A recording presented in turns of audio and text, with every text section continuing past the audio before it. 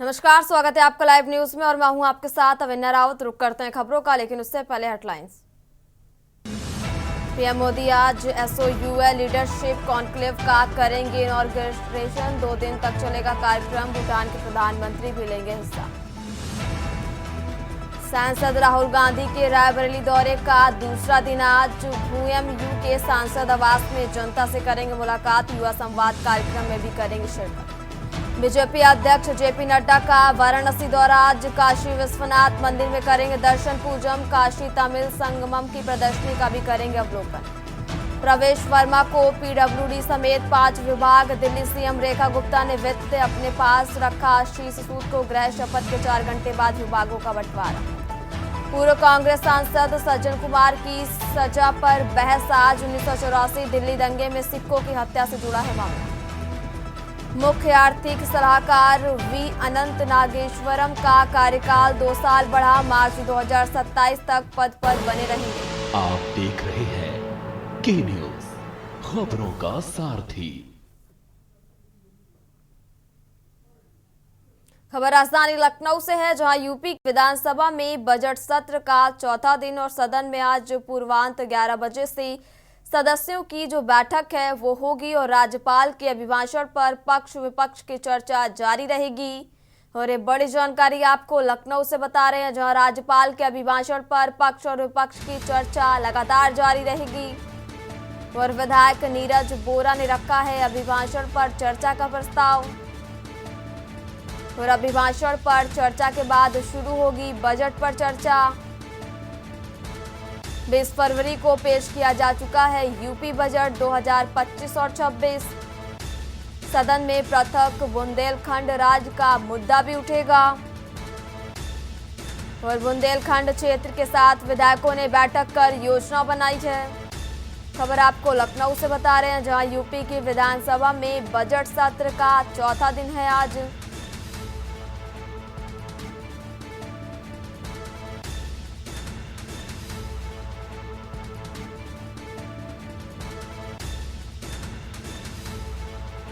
और विधायक नीरज बोरा ने रखा है अभिभाषण पर चर्चा का प्रस्ताव। और अभिभाषण पर चर्चा के बाद शुरू होगी बजट पर चर्चा।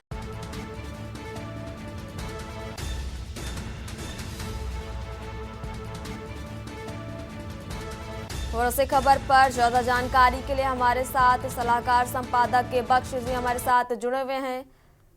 के बख्श जी, यूपी में विधानसभा का जो बजट सत्र है उसका आज चौथा दिन है और 11 बजे से ये बैठक शुरू होगी, जहां राज्यपाल के अभिभाषण पर पक्ष और विपक्ष की चर्चा भी जारी की जाएगी। और विधायक नीरज बोरा ने अभिभाषण पर ये चर्चा का प्रस्ताव रखा है, और क्या कुछ जानकारी है सर?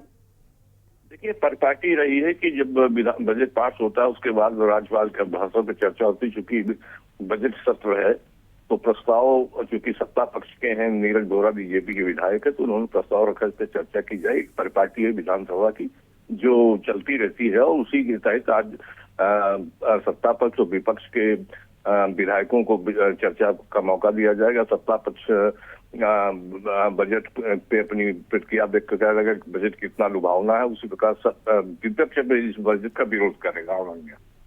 के बख्श जी, आपका बहुत बहुत शुक्रिया तमाम जानकारी हमारे दर्शकों के साथ साझा करने के लिए। और ये बड़ी जानकारी आपको राजधानी लखनऊ से बता रहे हैं, जहां सदन में आज सदस्यों की अहम बैठक होगी। और 20 फरवरी को पेश किया जा चुका है यूपी बजट 2025 और 26।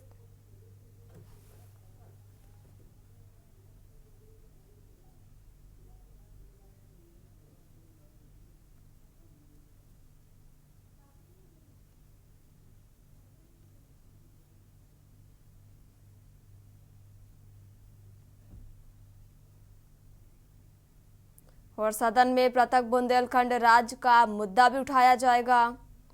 और बुंदेलखंड क्षेत्र के साथ विधायकों ने बैठक कर ये योजना बनाई है।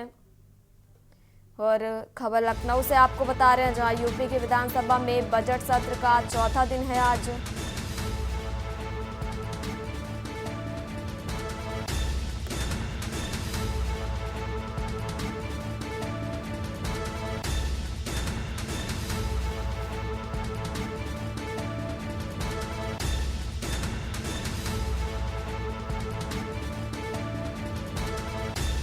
काम करते हैं शांति व्यवस्था में ड्यूटी देने का, यातायात में भी ड्यूटी देने का, 112 पे भी ड्यूटी देने का, महत्वपूर्ण और सरकारी प्रतिष्ठानों की सुरक्षा में भी काम करते हैं।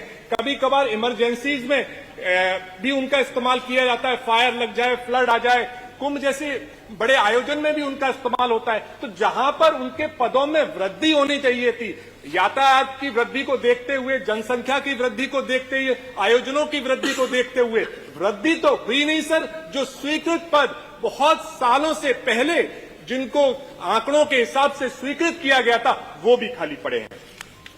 और आदरणीय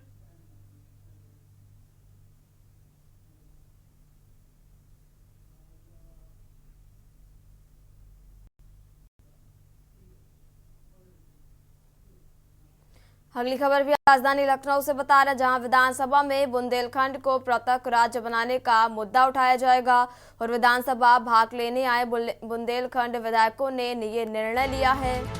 और एक बड़ी जानकारी आपको बता रहे हैं, जहां बुंदेलखंड के 7 विधायकों ने ये बैठक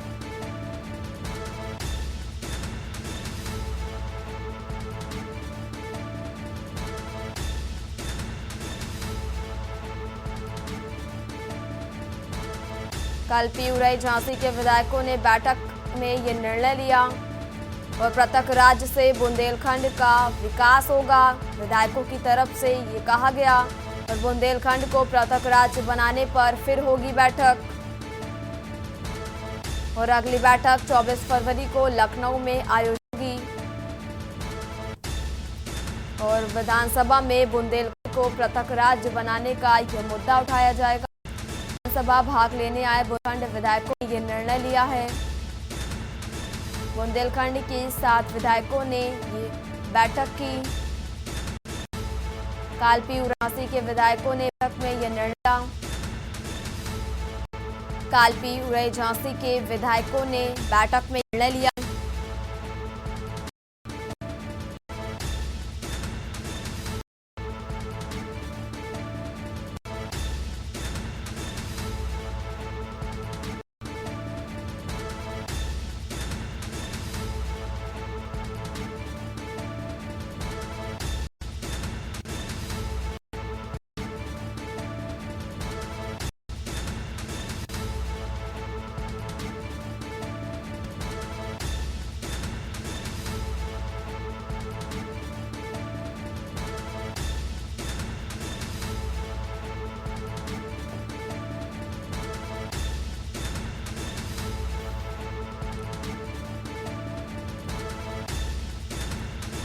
पृथक राज्य से बुंदेलखंड का विकास होगा और विधायकों की तरफ से ये बात कही गई। बुंदेलखंड को पृथक राज्य बनाने पर फिर बैठक होगी और अगली बैठक 24 फरवरी को लखनऊ में होगी आयोजित। और विधानसभा में बुंदेलखंड राज्य बनाने का मुद्दा उठेगा और विधानसभा भाग लेने आए बुंदेलखंड विधायक ने ये निर्णय लिया।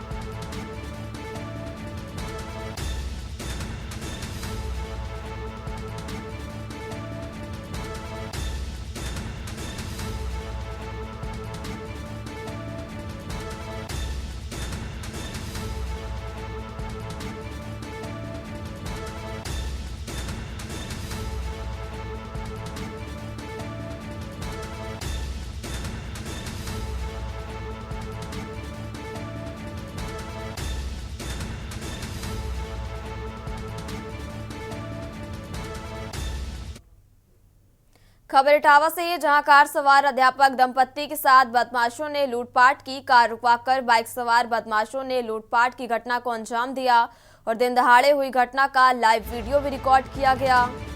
और कार रुकवाकर बाइक सवारों ने दिन दहाड़े लूट की और दिन दहाड़े हुई घटना का लाइव वीडियो भी रिकॉर्ड किया गया। और इटावा से आपको ये बड़ी जानकारी बता रहे हैं, जहां घटना का लाइव वीडियो भी सोशल मीडिया पर वायरल हो रहा। घटना से इलाकाई लोगों में दहशत का माहौल और थाना चौबिया क्षेत्र की पूरी घटना बताई जा रही, जहां कार सवार अध्यापक दंपत्ति के साथ बदमाशों ने लूटपाट को अंजाम दिया। कार रुकवाकर बाइक सवार बदमाशों ने लूटपाट की। खबर इटावा से, जहां अध्यापक दंपत्ति के साथ बदमाशों ने लूटपाट की घटना को अंजाम दिया। कार रुकवाकर बाइक सवार बदमाशों ने लूटपाट की। दिन दहाड़े हुई घटना का लाइव वीडियो भी रिकॉर्ड किया गया।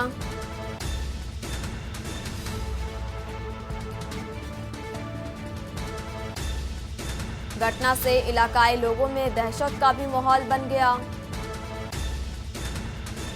थाना चौबिया क्षेत्र की पूरी घटना बताई जा रही।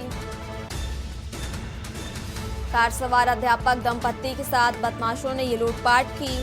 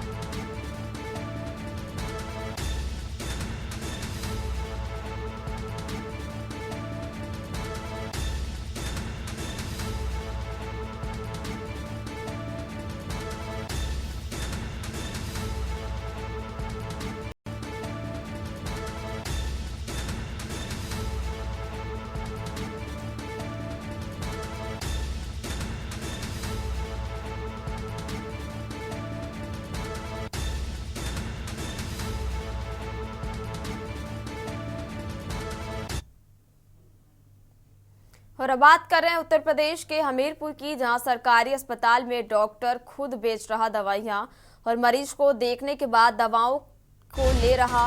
और डॉक्टर हेमराज पैसे सीएमओ ऑफिस में बैठकर स्वास्थ्य सेवाएं देने।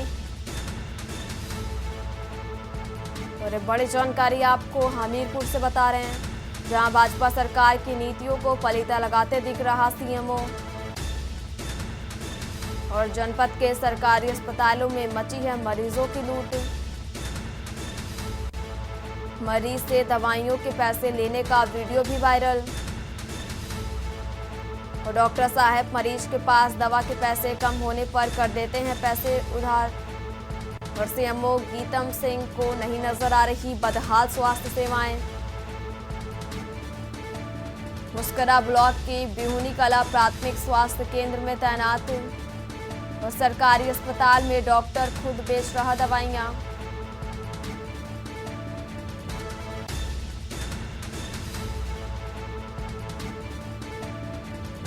सीएमओ ऑफिस में बैठकर स्वास्थ्य देने की पड़ते हैं कसीदे।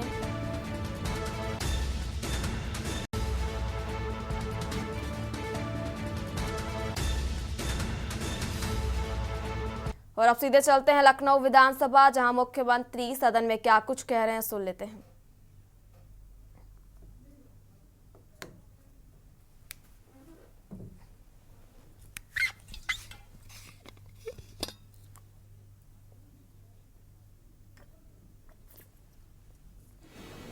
$1 ट्रिलियन की इकोनॉमी बनने की दिशा में एक बड़े कार्यक्रम को आगे बढ़ाया है।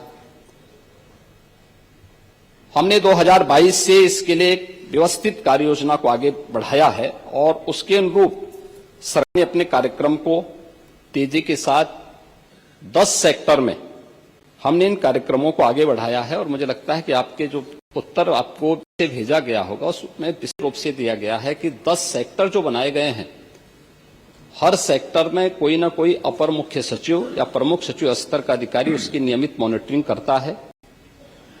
मासिक रूप से सेक्टर से जुड़े हुए किसी वरिष्ठ मंत्री के द्वारा उसकी समीक्षा की जाती है।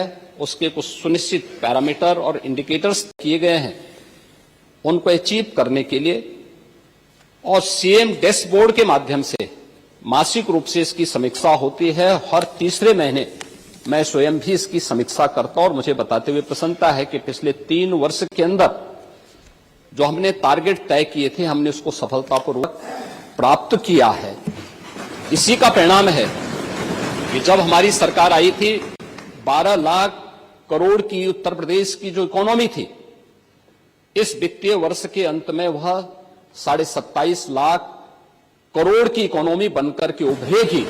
और यह उन स्थितियों में जब हो रहा है जब पूरी दुनिया आर्थिक मंदी के दौर से इस देश दुनिया की वैश्विक महामारी कोरोना के बाद उस दौर से गुजरी थी। मेरा यह मानना है कि जो ग्रोथ रेट उत्तर प्रदेश की है, आज वह देश की सर्वाधिक अच्छी ग्रोथ रेट है। हमने जो 10 सेक्टर बनाए हैं, उस सेक्टर में अवस्थापना और औद्योगिक विकास का एक सेक्टर है, जिसमें अवस्थापना और औद्योगिक विकास का भी है, एमएसएमई भी है, इसके अलावा हथकरघा और वस्त्र उद्योग भी है, आईटी एंड इलेक्ट्रॉनिक्स भी है, सिविल एविएशन भी है, पीडब्ल्यूडी और एनआरआई से संबंधित ये सभी विभाग इस सेक्टर के अंतर्गत रखे हैं और जिसकी समीक्षा स्वयं यहां पर एपीसी के स्तर पर होती है। दूसरा सेक्टर है जो कृषि और कृषि से जुड़े हुए जितने भी उसके अन्य सहयोगी संस्थान हैं, ये सभी उसके अधीन लाए गए हैं। उद्यान है, खाद्य प्रसंस्करण है, रेशम विकास है, पशुधन है, डेयरी है, फिशरीज है, सिंचाई और जल संसाधन और कोऑपरेटिव को भी इसके साथ जोड़ा गया है। दूसरा सेक्टर ये रखा गया है। तीसरा सेक्टर सामाजिक सुरक्षा से जुड़ा हुआ है, जिसमें समाज कल्याण विभाग से जुड़ा हुआ जो जितना भी सोशल सेक्टर से जुड़े हुए जितने भी विभाग हैं, उन सबको इसके साथ जोड़ा गया है।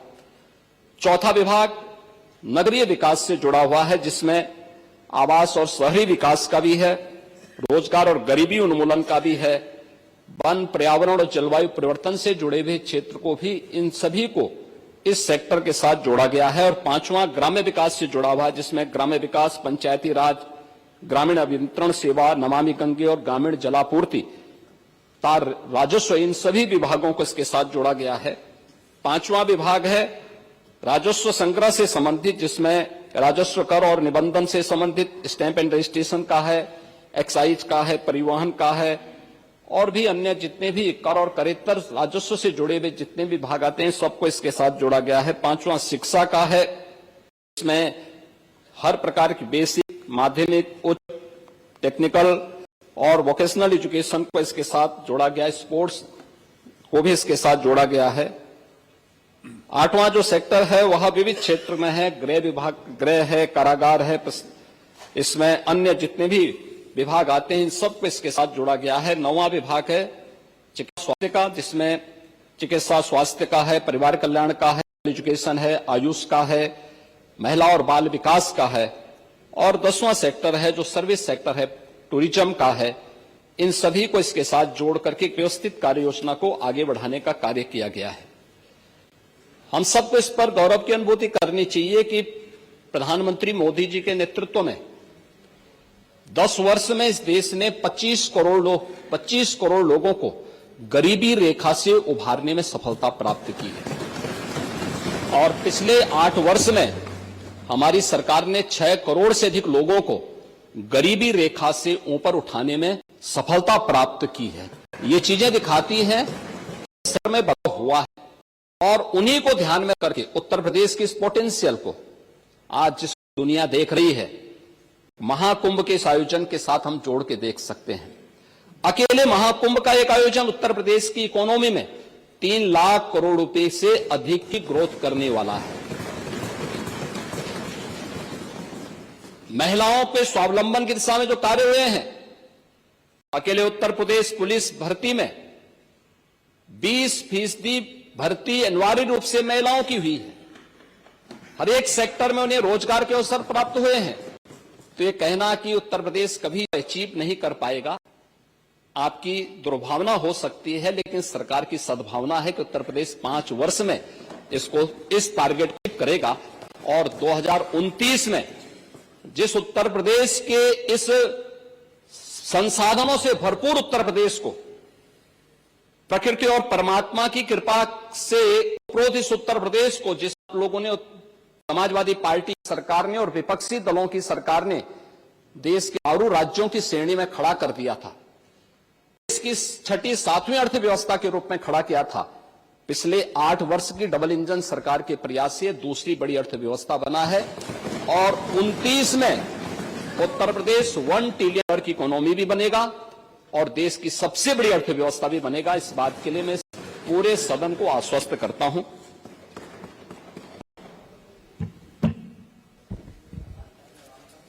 आ गया पूरी जवाब।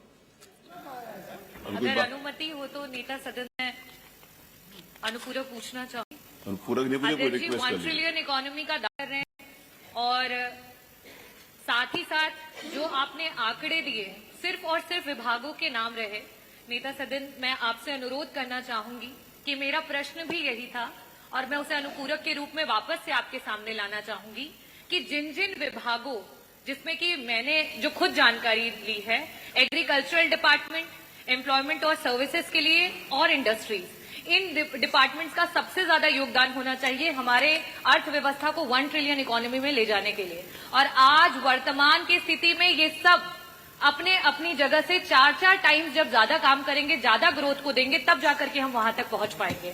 लेकिन कहीं पे भी आपके उत्तर में ये नहीं आया कि 2023-24 से 2024-25 में हमने इन विभागों में कितनी इंप्रूवमेंट लेकर के आए हैं कि हम 2029 तक 1 ट्रिलियन इकोनॉमी पहुंच जाए। और साथ ही साथ नेता सदन, मैं आपसे अनुरोध करना चाहूंगी कि 1 ट्रिलियन इकोनॉमी की होड़ में जो हमारा मिडिल क्लास का पॉकेट है, और ये डेटा में आरबीआई का मैंने यहाँ पे रखा है कि आज मिडिल क्लास की पॉकेट 25% से आकर के जीएसडीपी का 5% पे आ चुकी है। उन परिवारों के लिए सरकार अपने ग्रोथ रेट में कैसे काम कर रही है, उस मिडिल क्लास को उसमें कैसे बचाएगी? बस ये 2 प्रश्न हैं, मैं अनुरोध करूंगी कि आप जवाब दें। देखिए, माननीय सदस्य ने जो प्रश्न किए हैं, मुझे लगता है कि सदन की ओर से टैबलेट भी आप सबको उपलब्ध करवाए गए हैं और हम लोगों ने जितने भी सेक्टर जो ग्रोथ रेट है, इस सबको सीएम डैशबोर्ड के माध्यम से सबके सामने प्रस्तुत किया है। कोई जाकर के उस लाइन उन सबको देख सकता है, उसके लिए समय निकालना पड़ेगा। दूसरा है, उत्तर प्रदेश में औद्योगिक निवेश आज देश सबसे अच्छा इन्वेस्टमेंट का डेस्टिनेशन बनकर के उत्तर प्रदेश उभरा है। अभी हम लोगों ने 2023 उत्तर प्रदेश के अंदर ग्लोबल इन्वेस्टर समिट किया। 40 लाख रुपए के निवेश प्रस्ताव प्राप्त हुए, इनमें से 15 लाख करोड़ रुपए के निवेश के प्रस्ताव को ग्राउंड ब्रेकिंग भी किया जा चुका है और जिनमें से बहुत सारे उद्योगों ने अपना प्रोडक्शन भी प्रारंभ किया है। ये 15 लाख का मतलब 60 लाख नौजवानों को सीधे सीधे नौकरी की गारंटी। ये पहली सरकार है जिसने 7.5 लाख से अधिक नौजवानों को सरकारी नौकरी भी दी है। एमएसएमई सेक्टर, जिसमें रोजगार सर्वाधिक प्राप्त होता है, देश के अंदर उत्तर प्रदेश सबसे अधिक एमएसएमई यूनिट रखने वाला राज्य था, लेकिन इस सेक्टर को पिछली सरकार की उपेक्षा के कारण, एक केवल हमने नहीं पैदा किया था, यह वह सेक्टर था जिस सेक्टर में उत्तर प्रदेश में अनंत संभावनाएं थी। वर्षों से, सैकड़ों वर्षों से विरासत के साथ हमें प्राप्त हुआ था, लेकिन उपेक्षा के कारण यह सेक्टर दम तोड़ चुका था। हम लोगों ने 1 डिस्ट्रिक्ट 1 प्रोडक्ट के माध्यम से इसको फिर से आगे बढ़ाया।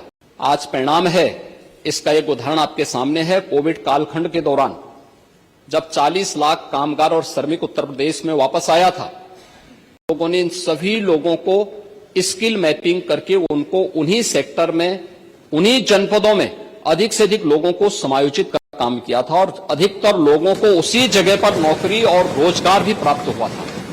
अकेले एमएसएमई सेक्टर में उत्तर प्रदेश के अंदर 2 करोड़ से अधिक लोगों को रोजगार और नौकरी प्राप्त हुई है, जिसमें कोई अतिरिक्त लैंड नहीं देनी पड़ती है, सरकार को कोई अतिरिक्त इंसेंटिव नहीं देनी होती है। और उत्तर प्रदेश का पोटेंशियल क्या है, अभी हम लोगों ने 24 जनवरी 2025 को उत्तर प्रदेश स्थापना दिवस के कार्यक्रम के साथ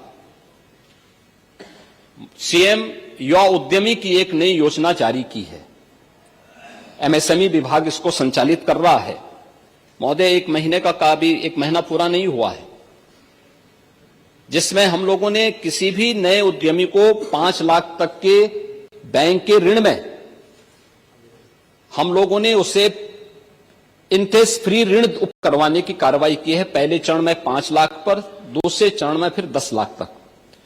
और मुझे बताते हुए प्रसन्नता है कि अभी तक 96 लाख से अधिक नौजवानों ने इसके लिए आवेदन किया है। ये चीजें दिखाती हैं कि उत्तर प्रदेश एक नई दिशा में आगे बढ़ा है। जहां तक मध्यम वर्गीय आय वर्ग के लोगों की आप बात करना चाहती हैं, इस सेक्टर की जो सबसे बड़ी ग्रोथ देखनी हो तो हम प्रदेश के अंदर सीडी रेशियो से देख सकते हैं। यह वही प्रदेश है जहां पे सीडी रेशियो 44% था, आज 60% क्रॉस कर चुका है।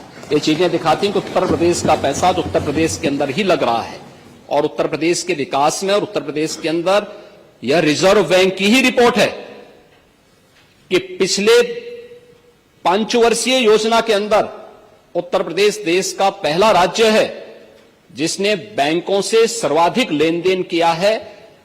जनधन अकाउंट उसके उदाहरण हैं कि जिन लोगों के पास पहले बैंक में अकाउंट नहीं हुआ करता था, आज उनके अकाउंट में लाखों करोड़ रुपया उन बैंकों में जमा है। इस बात का उदाहरण है कि व्यक्ति की क्रय करने की सामर्थ्य भी और जमा करने की सामर्थ्य भी बढ़ी है। यह प्रधानमंत्री मोदी जी के विजन के कारण संभव हो पाया है। एग्रीकल्चर के सेक्टर में ही आप जानना चाहेंगे, ये वही प्रदेश है 17 के पहले यहां किसान आत्महत्या करता था। उत्तर प्रदेश का किसान आत्महत्या नहीं कर रहा है। आज उसकी उपज का लागत का 1.5 गुना दाम एमएसपी के माध्यम से प्राप्त हो रहा है। गन्ना किसानों को 1 सप्ताह से 10 दिन के अंदर गन्ना मूल्य का भुगतान हो रहा है। हर एक सेक्टर में एक नया परिवर्तन देखने को मिल रहा है और उत्तर प्रदेश की उपज अब उत्तर प्रदेश में नहीं, उत्तर प्रदेश फिर सर्वाधिक गन्ना उत्पादन वाले राज्यों में शामिल हो, सर्वाधिक चीनी उत्पादन करने वाला राज्यों में शामिल हो चुका है। सर्वाधिक इथेनॉल उत्पादन करने वाले राज्य उत्तर प्रदेश की प्रथम स्थान पर उत्तर प्रदेश है और फूड बास्केट के रूप में उत्तर प्रदेश ने फिर से अपना स्थान बनाया है। एग्रीकल्चरल ग्रोथ को भी आगे प्रदर्शित करता है।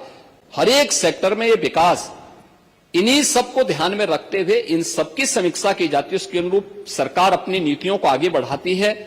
उन्हें जहां आवश्यकता पड़ती है उसके अनुरूप उन्हें टेक्नोलॉजी उपलब्ध करवाने में सरकार मदद करती है, फ्री बीज उपलब्ध करवाने में मदद देती है। दलहन और तिलहन के क्षेत्र में उत्तर प्रदेश जो पीछे था या फूड प्रोसेसिंग में जो यूनिट यूपी के अंदर नहीं आ रही थी, वैल्यू एडिशन में जो काम कर सकता है वह आज उत्तर प्रदेश के अंदर देखने को मिल रहा है। और ये किसानों की आमदनी को कई गुना बढ़ा रहा है। तो ये केवल एग्रीकल्चर का ही नहीं, केवल इंडस्ट्री का ही नहीं, बल्कि हर एक सेक्टर में 10 के 10 सेक्टर की समीक्षा नियमित रूप से होती है। और टूरिज्म में आपने देखा होगा, टूरिज्म में गत वर्ष 65 करोड़ लोग आए थे और अकेले हमारा कुंभ 60 करोड़ की संख्या पूरी करने जा रहा है। आप देख रहे हैं के न्यूज, खबरों का सारथी। छेद भी करके फिर जाएंगे, लेकिन मैं उसी पे आ रहा हूं, मैं आपके ही प्रश्न पे आ रहा हूं। देखिए, एक किसान अगर धान की खेती करता है, उसकी कुल लागत 1 एकड़ में 1 कुंटल धान पैदा करने में 1100 रुपये आता है। सरकार उसको 2300 रुपये दे रही है। एमएसपी सरकार का 2300 रुपया है। ऐसे ही गेहूं का है, एक किसान की जो लागत आती है वह 1100 से 1200 आ रही है, सरकार उसको 2300 से 2400 रुपये दे रही है। आपको एक बड़ी और प्रोक्यूरमेंट सेंटर, जो क्रय केंद्र सरकार इसके लिए उपलब्ध करवा रही है। एक कुंटल गन्ना के भी दाम मैं बताऊंगा तो आपको बहुत अच्छा आश्चर्य होता है। जब अभी बजट पे चर्चा होने दीजिए ना, उसमें उठाइए, उसमें पूरा जवाब भी देंगे। लेकिन ये एक किसान की लागत आती है और मुझे ये कहते हुए कि पहली बार उन किसानों को सम्मान मिला है। राजनीति अपनी जगह है, लेकिन प्रोक्यूरमेंट के माध्यम से सीधे डीबीटी के माध्यम से किसान के खाते में पैसा जा रहा है, सीधे उसको पैसा दिया जा रहा है और दलहन तिलहन के लिए भी अतिरिक्त आमदनी उस किसान की इसके माध्यम से हो सकती है।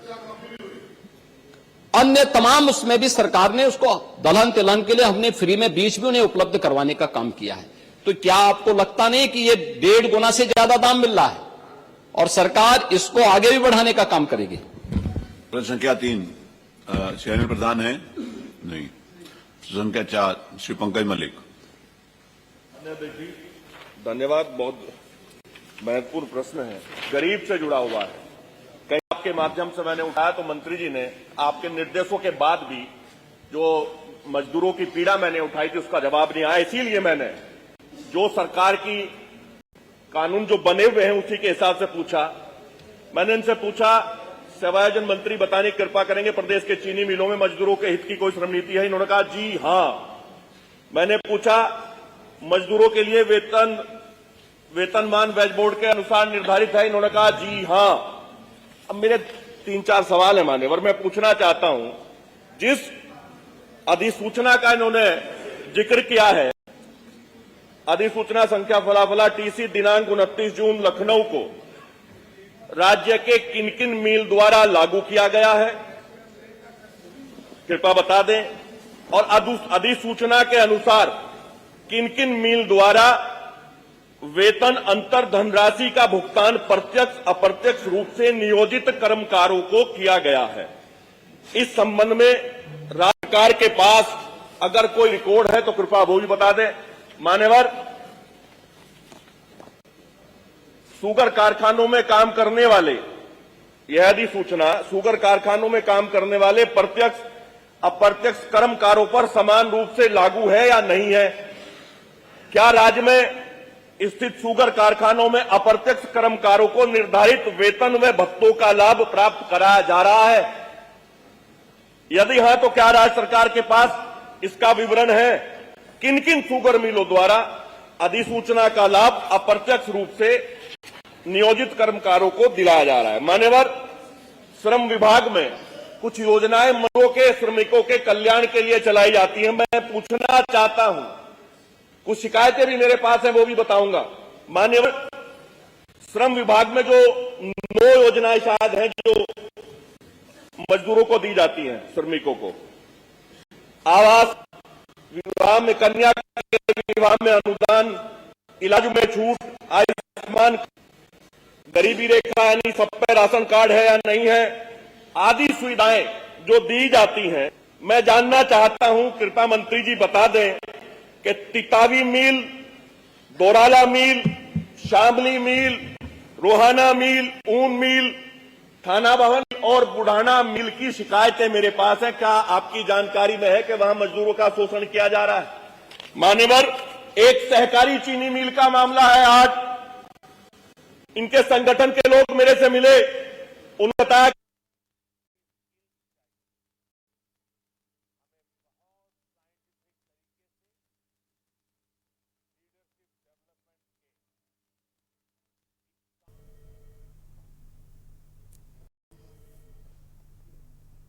और सदन से आप मुख्यमंत्री योगी आदित्यनाथ को सुन रहे थे, जो विपक्ष के सवालों का जवाब देते नजर आए।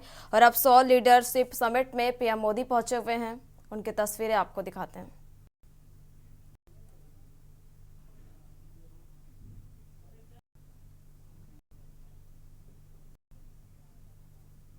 ये पहला कदम देखो, मुझे बताया गया कि नेशनल एजुकेशन पॉलिसी के इफेक्टिव इंप्लीमेंटेशन के लिए state education secretaries, state project directors और अन्य अधिकारियों के लिए वर्कशॉप हुई है।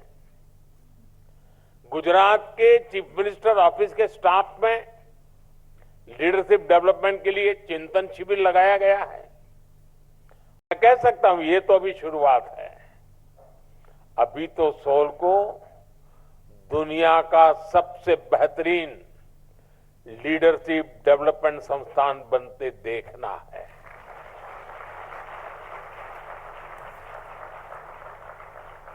और इसके लिए परिश्रम करके दिखाना भी है। साथियों, आज भारत एक ग्लोबल पावर हाउस के रूप में इमर्ज हो रहा है। ये मोमेंटम, ये स्पीड और तेज हो, हर क्षेत्र में हो, इसके लिए वर्ल्ड क्लास लीडर्स की, इंटरनेशनल लीडरशिप की जरूरत है। सॉल जैसे लीडरशिप इंस्टीट्यूशंस इसमें गेम चेंजर साबित हो सकते हैं। ऐसे इंटरनेशनल इंस्टीट्यूशंस हमारी चॉइस ही नहीं, हमारी नेसेसिटी है। आज भारत को हर सेक्टर में एनर्जेटिक लीडर्स की भी जरूरत है, जो ग्लोबल कॉम्प्लेक्सिटीज का, ग्लोबल नीड्स का सॉल्यूशन ढूंढ पाए, जो प्रॉब्लम्स को सॉल्व करते समय देश के इंटरेस्ट ग्लोबल स्टेज पर सबसे आगे रखें, जिनके अप्रोच ग्लोबल हो, लेकिन सोच का एक महत्वपूर्ण हिस्सा लोकल भी हो। हम ऐसे इंडिविजुअल्स तैयार करने होंगे जो इंडियन माइंड के साथ इंटरनेशनल माइंडसेट को समझते हुए आगे बढ़े, जो strategic decision making, crisis management और फ्यूचरिस्टिक थिंकिंग के लिए हर पल तैयार हो। अगर हमें इंटरनेशनल मार्केट्स में, ग्लोबल इंस्टीट्यूशंस में कॉम्पीट करना है, तो हमें ऐसे लीडर्स चाहिए जो इंटरनेशनल बिजनेस डायनेमिक्स की समझ रखते हो। सॉल्व का काम यही है। आपकी स्केल ही है, स्कोप बड़ा है और आपसे उम्मीद भी उतनी ही ज्यादा है। साथियों, आप सभी को एक बात हमेशा हमेशा की होगी, आने वाले समय में लीडरशिप सिर्फ पावर तक सीमित नहीं होगी। लीडरशिप के रोल्स में वही होगा जो इनोवेशन और इम्पैक्ट की कैपेबिलिटीज हो। देश के इंडिविजुअल्स को इस नीड के हिसाब से इमर्ज होना पड़ेगा। सॉल्व इन इंडिविजुअल्स में क्रिटिकल थिंकिंग, रिस्क टेकिंग और सॉल्यूशन ड्रिवन माइंडसेट डेवलप करने वाला इंस्टीट्यूशन होगा। आने वाले समय में इस संस्थान से ऐसे लीडर्स निकलेंगे जो डिसरप्टिव चेंजेस के बीच काम करने को तैयार होंगे। साथियों, हमें ऐसे लीडर्स बनाने होंगे जो ट्रेंड बनाने में ही नहीं, ट्रेंड सेट करने के लिए काम करने वाले हो।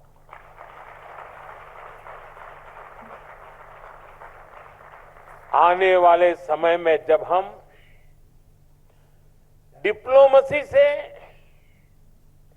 टेक इनोवेशन तक नई लीडरशिप को आगे बढ़ाएंगे, तो इन सारे सेक्टर्स में भारत का इन्फ्लुएंस और इम्पैक्ट दोनों कई गुना बढ़ेंगे। यानी एक तरह से भारत का पूरा विजन, पूरा फ्यूचर एक स्ट्रांग लीडरशिप जनरेशन पर निर्भर होगा। इसलिए हमें ग्लोबल थिंकिंग और लोकल अपब्रिंगिंग के साथ आगे बढ़ना है। हमारे गवर्नेंस को, हमारी पॉलिसी मेकिंग को हमने वर्ल्ड क्लास बनाना होगा।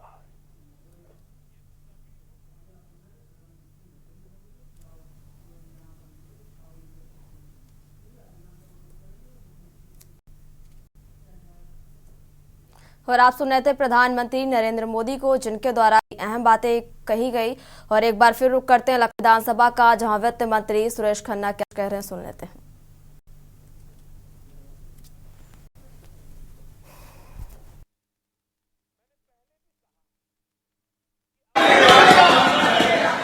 बात अंतिम बात मान्यवर, इसका जो खन्ना जी ने कहा, खन्ना जी ने, सरकार का मानना है कि मजदूर की बात वो नहीं सुनेंगे, उन्हें ऐसा नहीं कहा।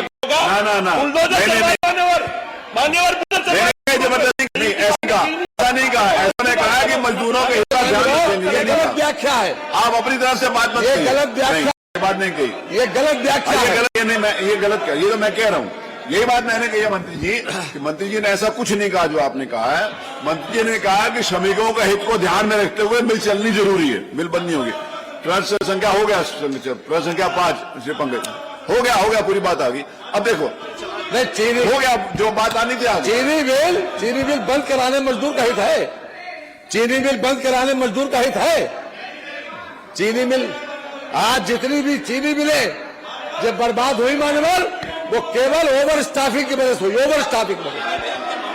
और इनके मनमाने कुप्रबंधन की वजह से, कुप्रबंधन की वजह से चीनी मिल बिकी और इनकी मनमाने पर से सरकार के इस प्रशासन की वजह से डायरेक्ट बात नहीं कर सकते।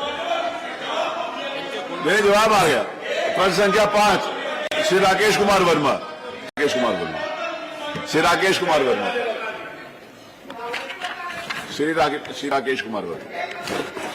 डॉक्टर, आपको बहुत बहुत आभार। आपकी अनुज्ञा से महंगाई जैसे बहुत महत्वपूर्ण समस्या या प्रश्न सदन में आया है और हम सब लोग देख रहे हैं कि देश से लेकर के प्रदेश तक बढ़ती हुई महंगाई ने मध्यम वर्गीय गरीब वर्ग के लोगों को, इतना लंबा उत्तर तो किसी को भी नहीं मिला जितना आपको मिल गया। अब उसमें पूछने को क्या है? खास तौर से किसान, गरीब, नौजवान, छोटे व्यापारी, छोटे नौकरी पेशा के लोगों की कमर टूट गई है। उनके बुजुर्गों की दवाई, उनके बच्चों की पढ़ाई, उनके सपने टूट रहे हैं। सुन लीजिए, उनके सपने टूट रहे हैं। और गांव के हालात ये हैं, अनवर, गांव के हालात ये हैं। एक महिला दूसरे महिला से पूछती है कि बहना घर कैसे चल रहा है, तो वो महिला कहती है कि सखी सैया तो खूब कमाते हैं। मानवर, वो कहती है सैया तो खूब है। अब आप खुद समझ सकते हो, सखी सैया तो कमात है, महंगाई डायन खाद जात है। मानवर, गांव की महिला ये कह रहे हैं, अरे आप लोग शांत रहे हैं। एक महिला दूसरे महिला को कह रही है खाया जाता है। मानवर, जो सरकार का जवाब है, बेहद वही कह रही हूं, पुराना जवाब है। सरकार ने जवाब दिया कि हमने प्राइस मॉनिटरिंग सेल बनाया है। प्राइस मॉनिटरिंग सेल जो जिलाधिकारी की अध्यक्षता में, राज्य खाद्य आयुक्त की अध्यक्षता में होता है। इस पे पूरा पूछो ना, इस पर अनुपूरक पूछ लेते क्या उस पर अनुपूरक में आ रहा हूँ? क्योंकि आप समीक्षा करते हैं, लेकिन मेरे समझ में नहीं आता कि यह समीक्षा और परीक्षण कैसे किया जाता है। माननीय मुख्यमंत्री जी बैठे हैं, आपका ध्यान में इस ओर जरूर लेना चाहूंगा। समीक्षा की जाती है, बाजार भाव की समीक्षा की जाती है। आप हर वर्ष देखिए जुलाई से लेकर के अक्टूबर के महीने में टमाटर का भाव 50 रुपए से लेकर के 100 पार कर जाता है। लहसुन प्याज का भाव 50 रुपए से लेकर के 100 पार कर जाता है। और समीक्षा हर हफ्ते होती है, हर महीने होती है। कौन से भाव की समीक्षा होती है? ये स्वाभाविक कारणों से महंगाई नहीं बढ़ रही। जो जमाखोर हैं, जो बड़े बड़े पूंजीपति हैं, तो जो डिमांड सप्लाई को बाधित करते हैं, जो जमाखोरी करके रखते हैं, काला बाजारी करने का काम करते हैं, उनके द्वारा कृत्रिम रूप से ये बढ़ाई जाती है। मानवर, इसलिए मैं आपसे कहना चाहता हूं कि जो किसान टमाटर पैदा करता है 3 रुपया किलो बेचता है और उसी को बड़ा व्यापारी 100 रुपए किलो बेचता है। ये कैसा न्याय है? ये कैसी समीक्षा है? मान्यवर, इस पर अंकुश लगाने की जरूरत है। और वहीं पर खुदरा व्यापारी और कई गुना ज्यादा उसका दाम वसूलने का काम करते हैं। मान्यवर, आपके जवाब में दूसरा पहलू आया है कि महंगाई को ये तो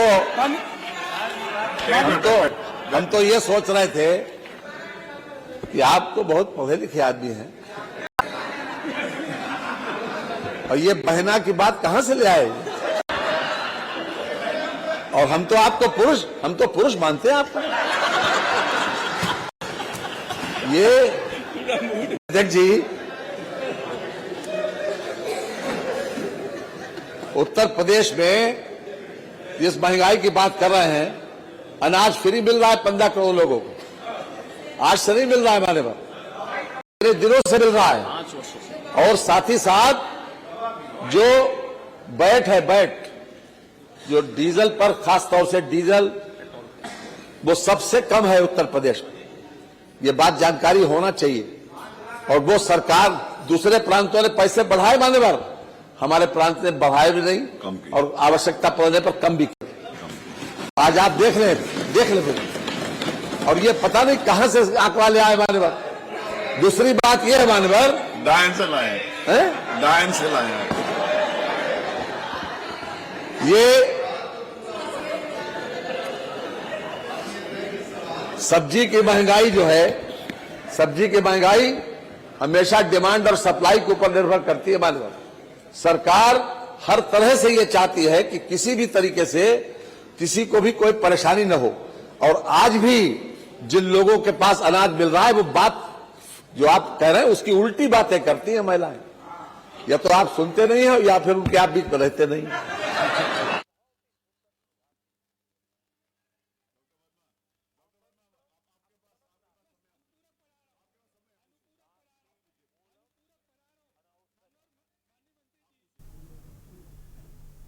लखनऊ विधानसभा से आप उत्तर प्रदेश के वित्त मंत्री सुरेश खन्ना को सुन रहे। करते हैं खबरों का। खबर आपको मथुरा से बता रहे, जब बस से टकराई कार, एक ही परिवार के 5 लोग घायल। और यमुना एक्सप्रेसवे पर बस से टकराई कार महाकुंभ नहाकर गुड़गांव जा रहा था परिवार। पुलिस ने घायलों को इलाज के लिए अस्पताल भेजा।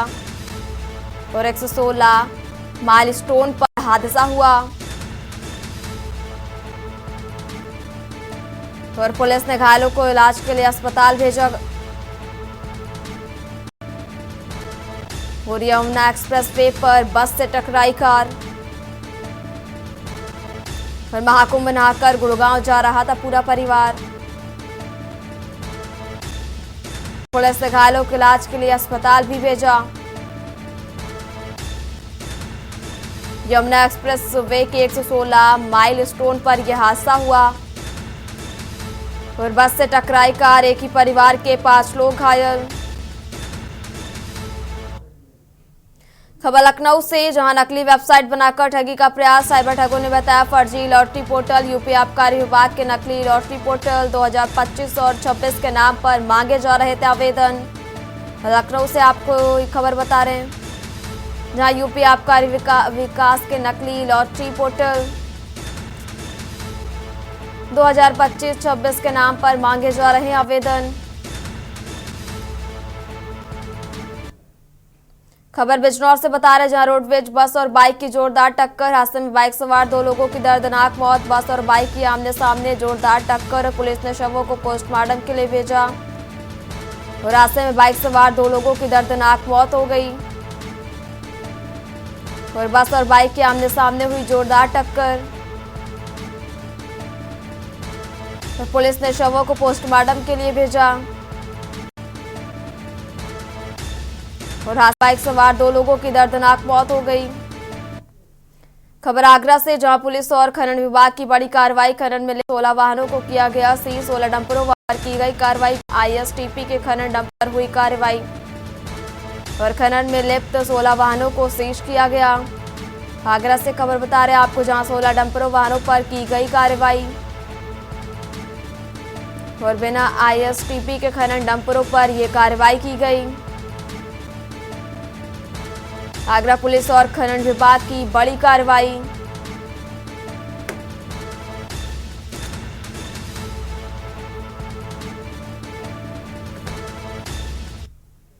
हो लाइव न्यूज में फिलहाल इतना ही। आप देखते रहिए न्यूज़ इंडिया। नमस्कार। आप देख रहे हैं के न्यूज, खबरों का सारथी।